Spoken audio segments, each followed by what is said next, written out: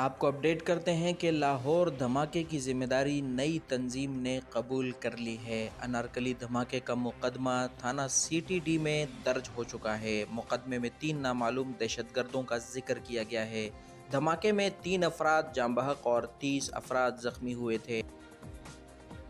मुकदमा SHO Abid bag की मुद्दईयत में दर्ज किया गया है। लाहौर के इलाके अनारकली बाजार में आज होने वाले खौफनाक धमाके की जिम्मेदारी नई बनने वाली बलोच अस्करियत तंजीम ने कबूल कर ली।